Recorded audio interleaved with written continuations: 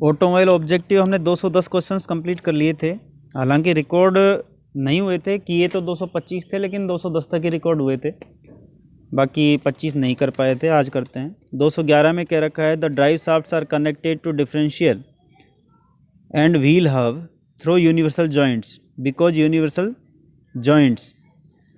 कह रखा है कि जो डिफरेंशियल लगा रहता है, ये रियर व्हील है, ये बीच में डिफरेंशियल लगा हुआ है, कनेक्टेड है प्रोपेलर शाफ्ट, और प्रोपेलर शाफ्ट किसके थ्रू कनेक्टेड है? एक यूनिवर्सल जॉइंट, ठीक है, हुक जॉइंट कहते हैं। क्यों? क्योंकि मान लीजिए बम्पी रोड्स होंगी तो इसकी रिलेटिव पोजीशन में फ्लक्चुएशन आएगा, उस फ्लक्चुएशन को कंट्रोल करने के लिए, कंपनसेट करने के लिए हुक जॉइंट लगाया जाता है, ठीक है। हमारा ऑप्शन नंबर बी जो है इसका सही आंसर है। इस ऑप्शन बी में लिखा हुआ है compensate for the variation in the relative position of the differential and wheels which results from bumpy road surfaces or other similar driving conditions। आप तो इसको वैसे भी जो है 4 ऑप्शन पढ़ के भी लगा सकते हो, बहुत सिंपल क्वेश्चन था। 212 में लिखा हुआ है when cornering the differential generator difference in the speed of left and right wheels. बिल्कुल सही बात है ये। अगर लेफ़्ट लेंगे मतलब जब हम टर्न लेते हैं तो उसी के काम में आता है differential mainly. Torque converter uses dash to transfer torque. जो टॉर्क कन्वर्टर होता है वो किस काम में आता है? ऑटोमेटिक ट्रांसमिशन फ्लूइड जो होता है ATF, उसके ट्रांसफ़र के लिए, या यूँ कह सकते हैं कि जो टॉर्क कन्वर्टर होता है उसके अंदर ATF का यूज किया जाता है टॉर्क को ट्रांसफ़र करने के लिए। क्वेश्चन नंबर 214 की बात करें, the maximum torque multiplication ratio in the torque converter is about 2.5 होता है। 215 में लिखा हुआ है the smooth shift mechanism of an automatic transmission reduces the degree of shock at shifting of gears. बिल्कुल सही है। इसी के लिए ही तो ऑटोमेटिक ट्रांसमिशन लगाया जाता है, उसमें जो है गियर शिफ्टिंग मैकेनिज्म की ज़रूरत नहीं पड़ती है, ठीक है ना। उसमें हाइड्रोलिक मल्टीप्लेट क्लच लगा दिए जाते हैं। In order to implement gear changes in the gear unit of an automatic transmission slash is used. अभी मैंने बताया ही था, हाइड्रोलिक मल्टीप्लेट क्लच यूज किए जाते हैं। और अगर स्कूटी की बात करें, स्कूटी में कौन सा? सेंट्रीफ्यूगल क्लच लगा रहता है। 217 में लिखा हुआ the major purpose of electronically controlled automatic transmission is that this type of transmission. ये क्या करता है? जब गियर शिफ्ट करते हैं अपन तो जो शॉक लगता है उसको रिड्यूस करने के लिए और एफिशिएंट ट्रांसमिशन अचीव करने के लिए इसको यूज़ करते हैं ऑटोमेटिक ट्रांसमिशन सिस्टम को, ठीक है। तो reduce shift shock and achieve more efficient transmission of engine torque. 219 की बात करें, 219 में लिखा हुआ है इन अ 4 व्हील ड्राइव। 4 व्हील ड्राइव की बात करें, 4 wheel drive the number of gear boxes. कितने गियर बॉक्स होंगे 4 व्हील ड्राइव में? 2, ठीक है। 220 में लिखा हुआ है the purpose of 4 wheel drive system is that. 4 wheel drive का पर्पज क्या है? Ensure effective transmission of engine torque to all 4 wheels even on slippery roads surfaces. तो ऑप्शन नंबर सी इसका सही आंसर है। 221 में लिखा हुआ है 2 speed reverse gear arrangement is generally provided in case of. 2 speed reverse gears arrangement ये किस में लगा रहता है? ट्रैक्टर में। एक छोटा गियर होता है, छोटा लीवर होता है, और एक बड़ा लीवर होता है, तो वो स्पीड 2 स्पीड होती हैं उसमें, ठीक है। Which of the following is not a part of chassis. Wheels होते हैं, फ्रंट एक्सल होती है, स्टीयरिंग सिस्टम होता है, सीट्स जो हैं वो बाद में बॉडी के साथ में अटैच की जाती हैं। बॉडी के साथ में जब बॉडी उस पर प्लेस की जाती है तब सीटों का काम आता है, बाकी सीट्स जो हैं चेसिस का पार्ट नहीं है। 223 में लिखा था basic function of suspension is.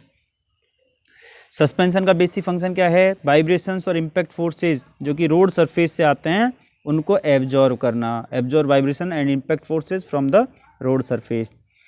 224 की बात करें, rigid suspension is beneficial when. Rigid suspension की बात करें तो कब बेनिफिशियल होगा? जब large changes in load make it necessary to have a large suspension stroke. जब बहुत ज़्यादा अगर सस्पेंशन स्ट्रोक्स लार्ज हैं तो उनको एब्जॉर्व करने के लिए, लार्ज चेंजेस को उसके लिए रिजिड सस्पेंशन यूज़ किया जाता है। 225 में लिखा हुआ है the main feature of McPherson strut suspension is, McPherson या हम कहें MPS जो सस्पेंशन सिस्टम होता है उसके अंदर non vertical external forces are supported by the suspension arm. Option number B इसका सही आंसर होगा। 226 की बात करें, 226 में लिखा हुआ है damper is an automobile is use to. अब जैसे ही डैम्पर देखोगे, डैम्पर देखते ही आपके दिमाग में सबसे पहले ये क्लिक आएगा कि एब्जॉर्ब द एनर्जी, लेकिन ध्यान रखिए दोस्तों, एब्जॉर्ब एनर्जी नहीं करता है, ये एनर्जी को डिसिपेट करता है। ऑप्शन नंबर 20 का सही आंसर है डिसिपेट द एनर्जी। 227 में लिखा हुआ है damper is also known as, हाँ ये कह सकते हैं शॉक को एब्जॉर्ब करता है, एनर्जी को एब्जॉर्ब नहीं करता, ये शॉक को एब्जॉर्ब करता है। Damper is known as shock absorber but it dissipate the energy. 228 में लिखा हुआ है damper fuel leakage typically occurs from, कहाँ से जो है लीकेज हो सकता है? Upper damping mounting, bottom damping mounting, clearance between inner and outer tubes of damper, coil spring mounts. कई बार मोटरसाइकिल के डैम्पर आपने लीकेज होते हुए नहीं देखे क्या? तो वो कहाँ से लीकेज होते हैं? Clearance between inner and outer tube of dampers, यहाँ से जो है लीकेज हो सकता है। 229 की बात करें, 229 में लिखा हुआ the advantage of double wishbone suspension design is that a large amount of freedom is available for setting geometry and precise setting can be made for driving comfort and stability। ये एक थ्योरेटिकल क्वेश्चन है। Theoretical question में हम कह सकते हैं कि इसमें एक कॉन्सेप्ट दे रखा है, ठीक है, कि इसमें एडवांटेज है इस सस्पेंशन सिस्टम का, डबल विस्बोन जो सस्पेंशन सिस्टम है उसमें उसका एक एडवांटेज है कि large amount of freedom is available for setting geometry and precise setting can be made for driving comfort and stability। ये बिल्कुल सही बात है। 230 में लिखा हुआ था vehicle ride will be comfortable if, vehicle ride comfortable कब होगी? जब अनस्प्रंग मास इज केप्ट मिनिमम, अनस्प्रंग मास है वो मिनिमम रखा जाएगा। 231 में लिखा हुआ था a front stabiliser bar is used, front stabiliser bar is used control the suspension movement and body roll. इसको सस्पेंशन मूवमेंट को कंट्रोल करने के लिए और बॉडी रोलिंग कंट्रोल करने के लिए फ्रंट स्टेबलाइजर बार यूज की जाती है। 232 में क्या लिखा हुआ है? 232 में लिखा हुआ है wheel base of the vehicle is, wheel base दोस्तों ये व्हील्स हैं, व्हील बेस ये व्हील हैं, एक व्हील ये हो गया, एक व्हील ये हो गया, तो इन दोनों के सेंटर की जो डिस्टेंस होगी वो हो गई व्हील बेस। और अगर मान लीजिए मैं फ्रंट से देखता हूँ, ये फ्रंट है और इन दोनों की इस प्रकार से यहाँ बना देता हूँ, यहाँ ये एक व्हील है, ये एक व्हील है, तो अगर फ्रंट से देखूँगा तो इन दोनों के बीच की डिस्टेंस वो होगी व्हील ट्रैक, ठीक है। दो व्हील्स फ्रंट व्हील और रियर व्हील के सेंटर डिस्टेंस व्हील बेस कहलाती है, जबकि फ्रंट व्हील्स के अगर फ्रंट से देखता हूँ मैं, इन दोनों के बीच का जो डिस्टेंस होता है वो व्हील ट्रैक कहलाता है, ठीक है। तो wheel base is distance between centres of the front and rear wheel, बिल्कुल ए इसका सही ऑप्शन है, A is the right answer. In order to which effort applied to steering wheel is transfer to the front wheel is.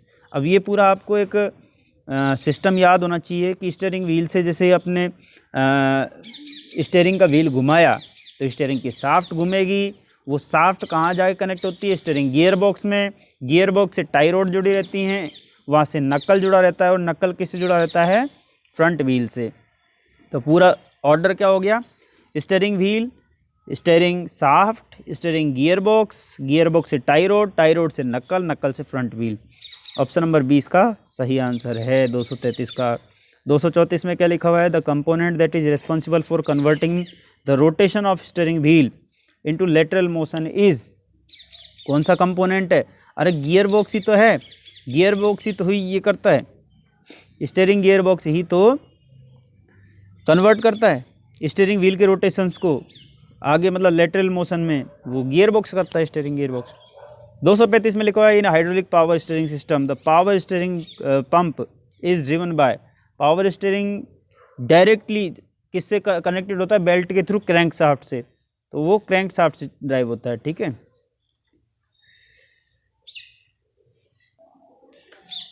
236 में लिखा हुआ है a worm gear is used as the pinion for the rack and pinion type of steering gear box because it improves steering comfort when steering wheel is turned to effect small changes in direction of forward motion, allow the steering wheels to turn by a greater amount when steering, make the steering more responsive, reduce the amount of kickback for large steering angles. केवल improve करता है steering comfort को। Worm gear जो है pinion rack और pinion use करता है वो कंफर्ट इम्प्रूव करने के लिए, ठीक है ना। स्टीयरिंग व्हील जब टर्न किया जाता है to effect small change in direction of forward motion, ठीक है। ऑप्शन ए इसका सही आंसर है। 237 में लिखा है in vehicle with tilt steering the steering column is pivoted in, किस में पाइवट होता है? अपर ब्रैकेट में, लोअर ब्रैकेट में, टिल्ट ब्रैकेट में और स्टीयरिंग यॉक जॉइंट में। तो हमेशा ध्यान रखना टिल्ट स्टीयरिंग के साथ में जो व्हीकल है उसमें स्टीयरिंग कॉलम लोअर ब्रैकेट में पाइवट होता है। ऑप्शन बी इसका सही आंसर है, लोअर ब्रैकेट। 238 में लिखा हुआ है component that connect steering rack to the knuckle is, अभी हमने बात की थी नकल, ये मैं आपको बता ही देता हूँ।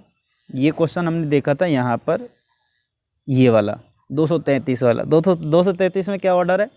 स्टीयरिंग व्हील, उससे क्या जुड़ा होगा? शाफ्ट, उससे जुड़ा होगा स्टीयरिंग गियर बॉक्स, उससे टाई रोड, उससे नकल, फिर फ्रंट व्हील।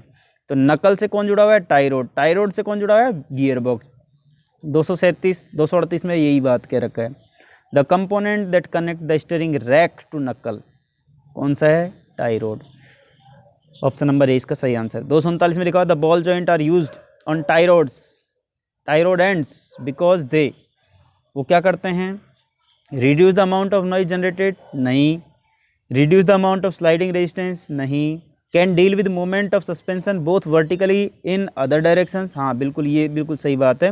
बॉल जॉइंट इसीलिए यूज़ करते हैं टाई रोड्स के एंड्स पर, ठीक है, कि सस्पेंशन का जो मोमेंट है वो वर्टिकल और दूसरी डायरेक्शन में भी हो सके, इसलिए। 240 में लिखा हुआ है which of the following parameter can be adjusted by modifying the tie rod attachment length, कौन सा एडजस्टमेंट है जो कि adjusted by modified tie rod attachment length. Camber caster का तो सिस्टम यहाँ है ही नहीं, यहाँ किसका होगा? टो, जिसमें हम देखते हैं ना टो इन टो आउट होता है। अगर फ्रंट व्हील्स अगर आगे की तरफ जो है इस प्रकार से हों टो इन, और इस प्रकार से होंगे to out.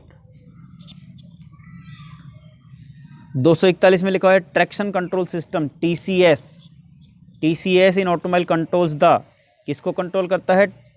Traction control system है तो सीधा सीधा है टायर और tyres torque that is transmitted by the tier two the road surface, torque को ही कंट्रोल करेगा जो कि रोड सरफेस पे टायर्स के द्वारा अप्लाई हो रहा है, ट्रांसमिट हो रहा है। 242 में लिखा हुआ है the braking control type traction control system generally operates in the speed range, 40 kilometre पर आवर से कम होगी उस स्पीड पर यह ऑपरेट होगा। 243 में लिखा हुआ है the basic purpose of tyre is to grip the road and provide good traction, substitute springs, act as brake, none of this. तो ये क्या करता है? टायर का बेसिक पर्पज क्या है? रोड को ग्रिप करना और अच्छा ट्रैक्शन प्रोवाइड करना। ऑप्शन नंबर ए इसका सही आंसर है। 244 में लिखा हुआ है two general types of tyres are, दो टाइप कौन कौन से होते हैं? ट्यूब टाइप और ट्यूबलेस टाइप। 245 में मेन फंक्शन क्या है? Main function of tread pattern on tyre is, main function क्या है? अगर वेट कंडीशन हो, ठीक है, पानी वानी भरा हुआ हो, तो जिनके ग्रूव्स जो होते हैं वो वाटर को एक्सपेल कर सकें, ठीक है, ये मेन फंक्शन होता है। मतलब स्लीपरी रोड्स जो होती हैं उसमें भी ग्रिप बनाए रखें, ग्रिपिंग का कंडीशन जो कह सकते हैं इसको। तो ऑप्शन नंबर सी इसका सही आंसर है। ऑप्शन नंबर सी इसका सही आंसर है। वल्कनाइजिंग मीन्स, वल्कनाइजिंग मतलब heating rubber under pressure. Option A इसका सही आंसर है। 247 में बायस प्लाई टायर्स, बहुत इंपॉर्टेंट क्वेश्चन है। ये ऐसे क्वेश्चन हैं जो एग्जाम में पूछे जाते हैं। ऑप्शन है all plies run parallel to one another, belts of steel mesh are used in tyres, ये तो बिल्कुल ही नहीं हो सकता। One ply layer run diagonally one way and another layer runs diagonally the other way. ये bias ply है एकदम बिल्कुल, ये सही है। एक प्लाई डायगोनली ऐसे चलेगी तो दूसरी उसके ऊपर ऐसे चलेगी, ठीक है, इस प्रकार से होगा।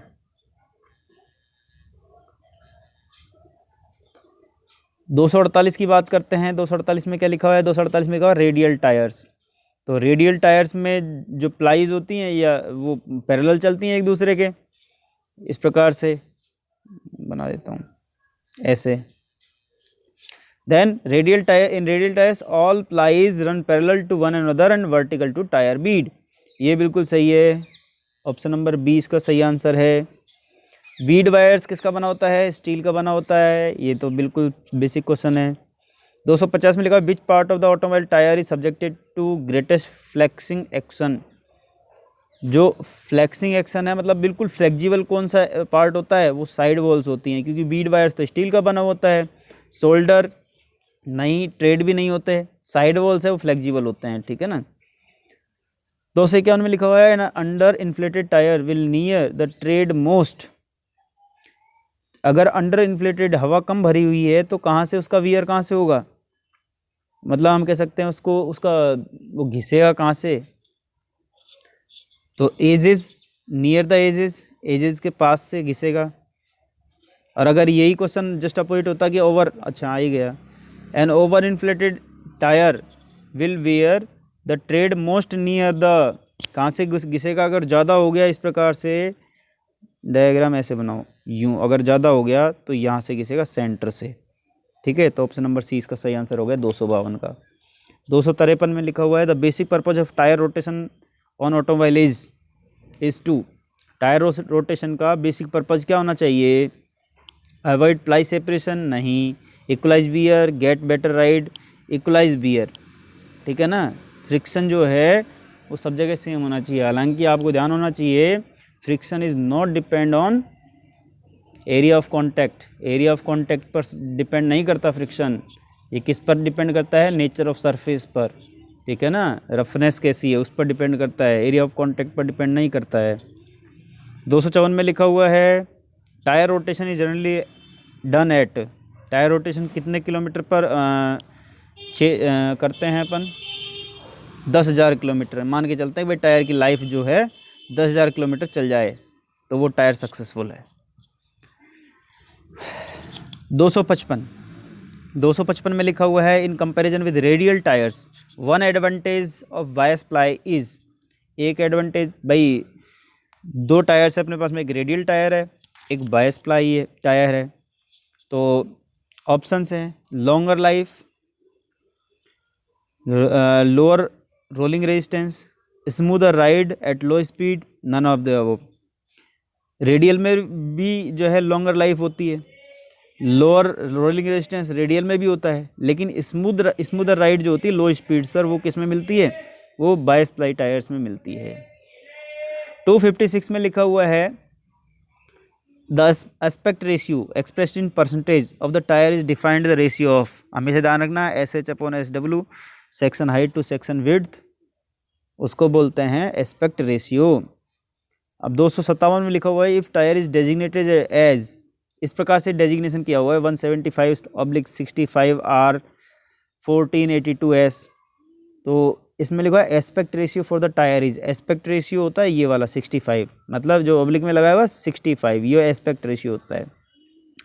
The temperature at which tyre inflation pressure should be checked is, inflation pressure ambient pressure पर चेक किया जाता है, ठीक है। एम्बिएंट टेम्परेचर कुछ भी हो सकता है, गर्मियों में चेक करें तो गर्मियों में, और सर्दियों में चेक करें तो जो सर्दियों में टेम्परेचर है वो होगा, ठीक है ना।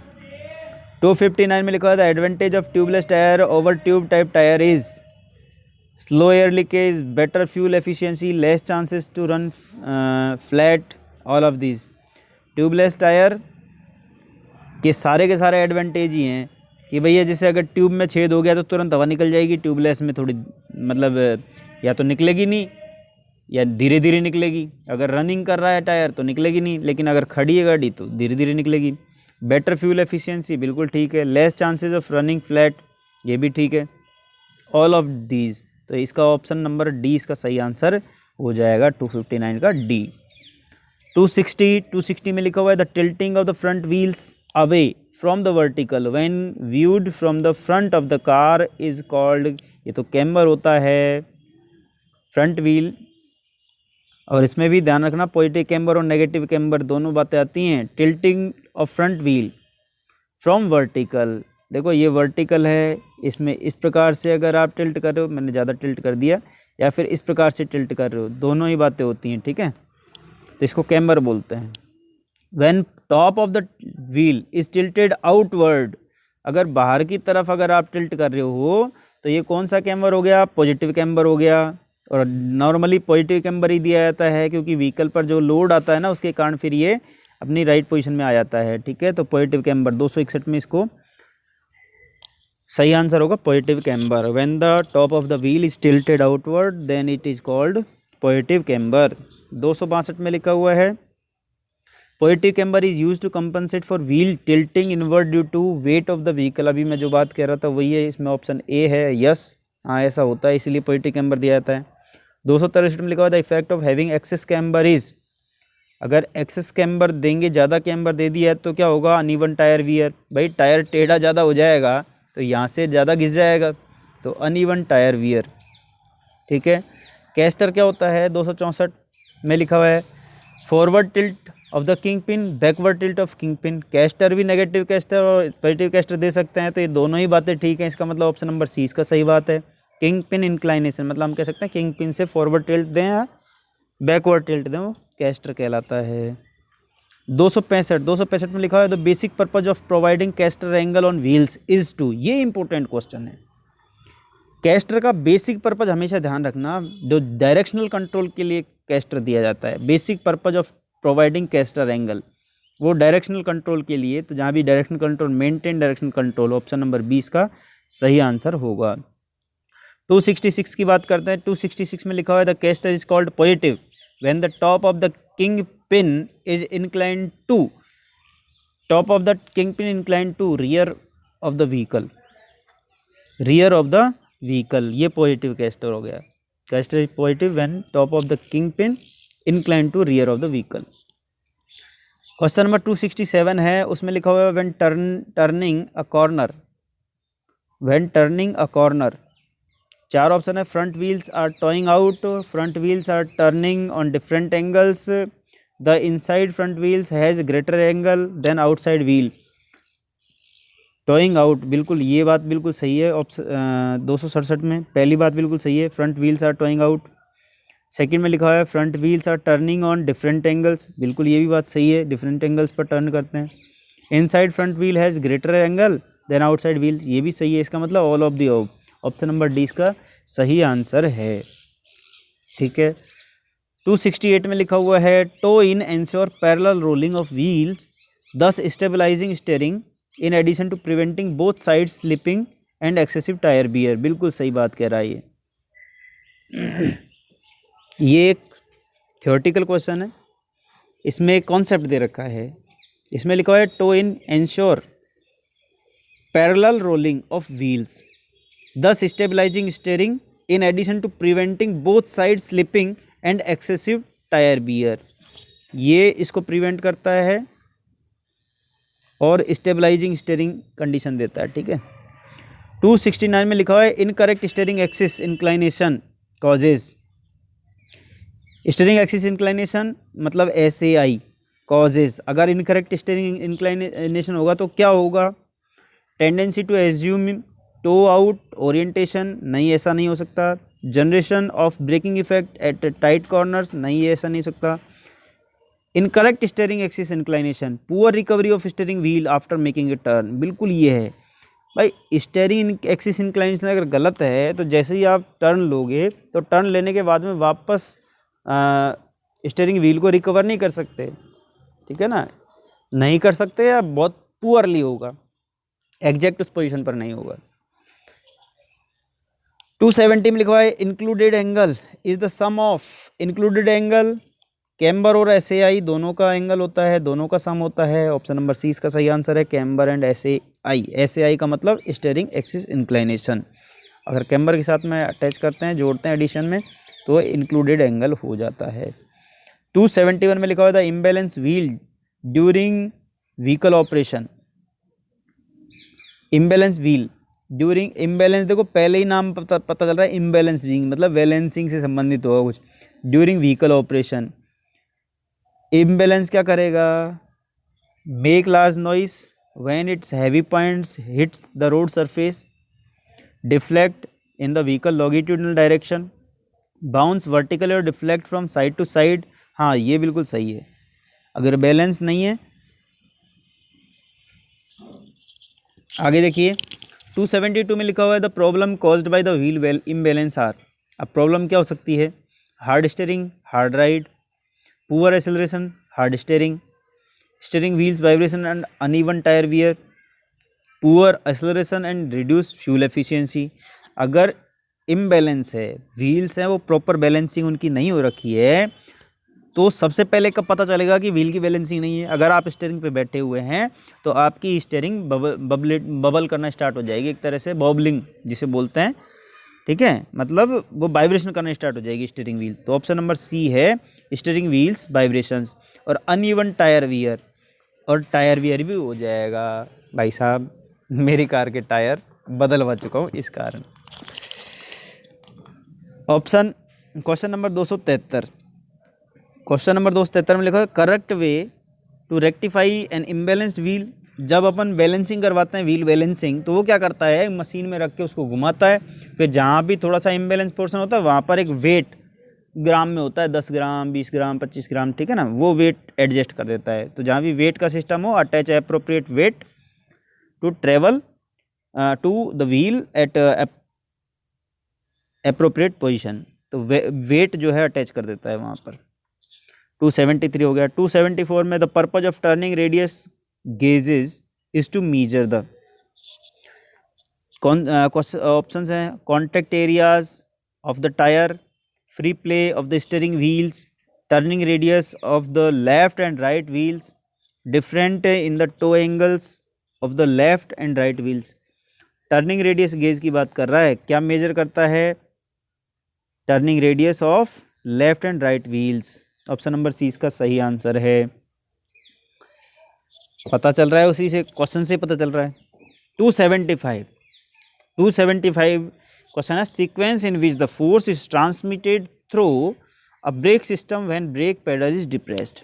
अब ये जब ब्रेकिंग सिस्टम अपन पढ़ते हैं ना, तो ब्रेकिंग सिस्टम में आप सबसे राइट साइड में अगर आपने पढ़ा हो तो ब्रेक पेडल होता है, वैक्यूम सर्वो मैकेनिज्म ऑपरेट होता है, मास्टर सिलेंडर ऑपरेट होता है, उसके बाद में ब्रेक लाइंस के और फिर ब्रेक पैड सप्लाई होते हैं, ठीक है, ये आपने पढ़े होंगे। ऑप्शन नंबर 20 का सही आंसर है। ये सीक्वेंस पूछ रहा है फोर्स ट्रांसमिशन का, जब ब्रेक पैडल को डिप्रेस किया जाता है, ठीक है ना, डिप्रेस का मतलब छोड़ा जाता है।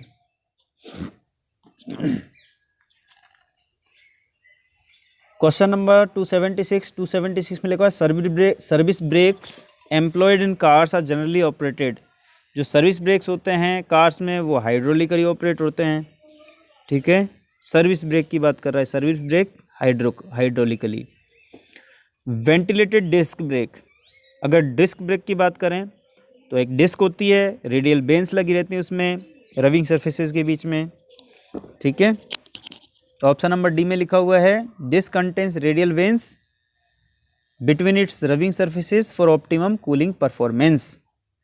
ये किसके केस में है, वेंटिलेटेड डिस्क ब्रेक के केस में। होल्स नहीं होते, ठीक है, इसमें क्या फिन्स नहीं होती हैं, इसमें क्या होते हैं, रेडियल वेंस लगी रहती हैं। आपने देखा भी होगा, ऑब्जर्व भी किया होगा।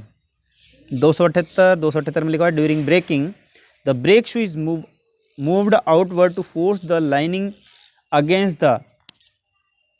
अब एक ब्रेक ड्रम है, किसके अगेंस्ट ये वर्क करेगा, ब्रेक ड्रम के, ठीक है ना, ये ब्रेक ड्रम के अगेंस्ट वर्क करता है। जब ब्रेक लगाता है तो ब्रेक शू एक्सपांड होता है, तो एक्सपांड होता है और उसकी जो लाइनिंग्स हैं वो ब्रेक ड्रम के अगेंस्ट, तभी तो वो चिपकेगा उसके, और चिपकेगा तो ब्रेक लगेंगे। 279 में the main function of master cylinder is to, जो मास्टर सिलेंडर होता है वो ब्रेक पेडल के फोर्स को हाइड्रोलिक प्रेशर में कन्वर्ट करता है, सीधी सी बात है। ऑप्शन नंबर सी इसका सही आंसर है। फोर्स को किस में कन्वर्ट करेगा, हाइड्रोलिक प्रेशर में। 280 में लिखा हुआ है the advantage of having a tandem master cylinder arrangement in automobiles is, एक मास्टर सिलेंडर होता है, दूसरा टेंडम मास्टर सिलेंडर होता है, ये सेफ्टी को इन्हेंस करता है एक तरह से। ऑप्शन ए में लिखा हुआ है enhance safety by serving two independent lines in a divided line brake circuit. Option A इसका सही आंसर है, enhance safety by serving two independent lines in a divided line brake circuit.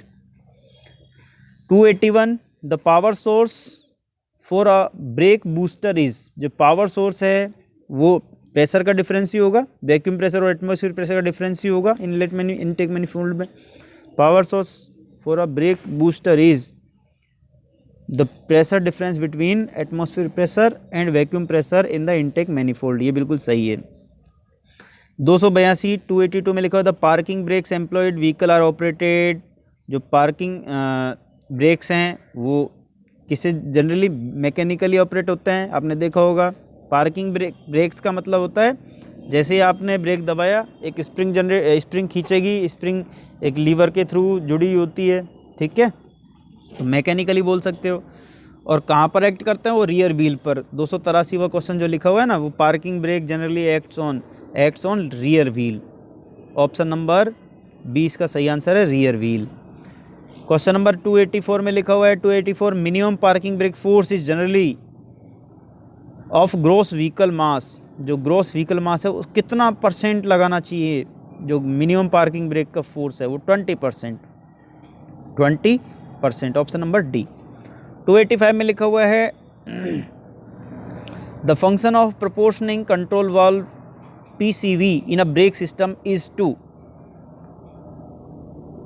इसमें अभी पहले ध्यान रखना रियर ब्रेक्स में सबसे पहले, उसके बाद में फ्रंट ब्रेक्स में कम से कम जो फ्लूइड प्रेशर जो है ब्रेक फ्लूइड है उसका प्रेशर कम से कम होना। तो ऑप्शंस क्या क्या है, ensure that equal pressure is supply, equal pressure तो होता ही नहीं है, ये तो ऑप्शन गलत हो गया। Reduce the brake fluid when the brake approach there lockup point, नहीं। Cause less brake fluid to act front brakes, नहीं, पहले रियर ब्रेक्स आएगा, ठीक है ना, देन ऑन रियर ब्रेक्स, बाद में फ्रंट ब्रेक आएगा। Causes less brake fluid pressure to act on rear brakes, हाँ रियर ब्रेक्स पहले आएगा, देन ऑन फ्रंट ब्रेक्स, उसके बाद में फ्रंट ब्रेक पाएगा। ऑप्शन नंबर डी इसका सही आंसर है, ठीक है। 286 में लिखा है the condition that causes vapour locking in brake system. Vapour locking brake system में अगर फ्लूइड ज़्यादा ओवरहीट हो गया है तो वेपराइजेशन होगा उसका, और अगर आपने तुरंत ब्रेक लगाया है तो क्या हो जाएगा, ब्रेक सिस्टम फेल हो जाएगा, ब्रेक सिस्टम फेल हो जाएगा कंप्लीटली।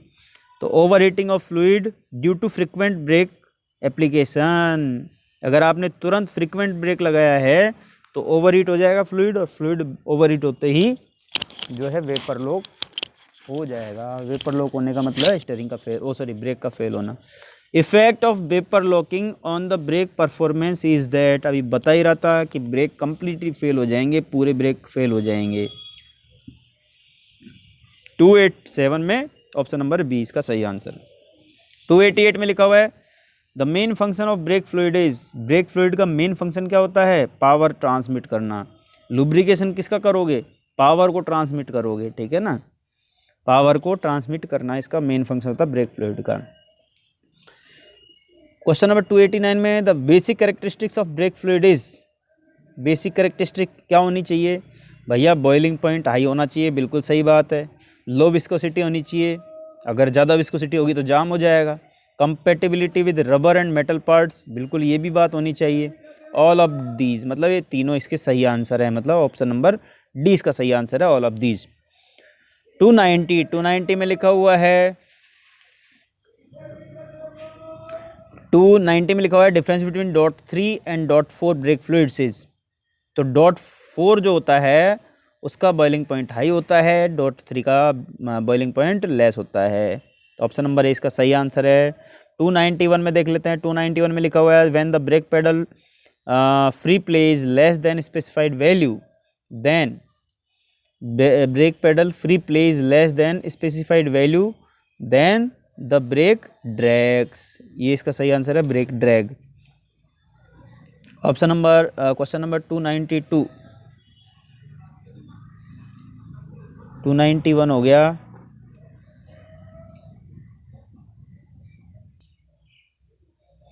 टू 292 तो है ही नहीं, फिर है 301। अच्छा 301 में लिखा हुआ है the frequency of flashing of light पर minute in direction side side turn indicator, मतलब इंडिकेटर की बात कर रहा है। Frequency of flashing of light पर minute indicator is about, frequency कितनी होती है 90। भाई 900 और 9000 ये बहुत ज़्यादा हो जाती है, ठीक है ना। ये पर मिनट जो फ्रीक्वेंसी होती है लाइट की झपकने की जो इंडिकेटर में होती है वो 90 टाइम्स होती है, ठीक है। 302 में लिखा हुआ है which of the following bulb in car which will have the least voltage, कौन सा बल्ब है जिसका वोल्टेज ज़्यादा होगा, या सॉरी लीस्ट है, लीस्ट मतलब सबसे कम होगा। लीस्ट हेडलाइट बल्ब, हेडलाइट में तो ज़्यादा चाहिए, स्टॉप लाइट में भी ज़्यादा चाहिए, पार्किंग लाइट बल्ब में भी ज़्यादा चाहिए। इग्निशन वार्निंग बल्ब, इसका वोल्टेज बिल्कुल कम होता है, ठीक है ना। इग्निशन वार्निंग बल्ब जो कि आपने देखा होगा एक इंडिकेटर टाइप उसमें अपना जो डैशबोर्ड होता है उसी के अंदर लगा रहता है, तो उसका वोल्टेज बहुत कम चाहिए, ठीक है ना। 303 में लिखा होता है engine idling speed will increase by slight degree immediately after a cold engine has been started, it will drop as the engine warm ups and it will eventually reach the standard level. ये बिल्कुल सही बात लिखी हुई है, ये concept है, ध्यान रखना। एक हम कह सकते हैं थ्योरेटिकल क्वेश्चन है। क्वेश्चन नंबर 304 में लिखा है automobile GVW gross vehicle weight, तो ऑप्शन नंबर बी, ये तो बहुत इजी क्वेश्चन था, ग्रॉस व्हीकल वेट। 305 में लिखा हुआ है in which of the following condition the idle CO percentage should be measured with the vehicle. CO percentage किन इनमें से किन कंडीशन में idle CO percentage, carbon monoxide का परसेंटेज है, वो मेजर किया जा सकता है। ऑप्शन है headlights and other electrical devices are switched off, headlights and other electrical devices switched on, headlights and other lights are switched off, headlights and switched on. तो carbon monoxide idle CO percentage अगर measure करना हो तो हमको headlights भी on रखनी पड़ेगी, sorry बंद रखनी पड़ेगी, और दूसरे इलेक्ट्रिकल इक्विपमेंट्स हैं वो भी बंद रखने पड़ेंगे, स्विच्ड ऑफ। 306 में लिखा हुआ है the most commonly use supplementary restraint system SRS component is, supplementary restaurant system कौन सा होता है, एयर बैग होता है। 306 हो गए हैं, इसके बाद में ख़त्म। चलो दोस्तों 306 ही हैं इसमें, उसमें भी 292 से लेके और 300 तक, मतलब 8 क्वेश्चन नहीं हैं। चलो ठीक है, ये होप ये भी अच्छे लगे होंगे आपको। पूरा वीडियो देखा हो, चैनल को सब्सक्राइब ज़रूर करना, ठीक है। बाकी और ऑटोमोबाइल के क्वेश्चंस या RTO एक्ट वगैरह जो भी अभी अवेलेबल होगा वो चीज़ मैं अभी बनाता हूँ।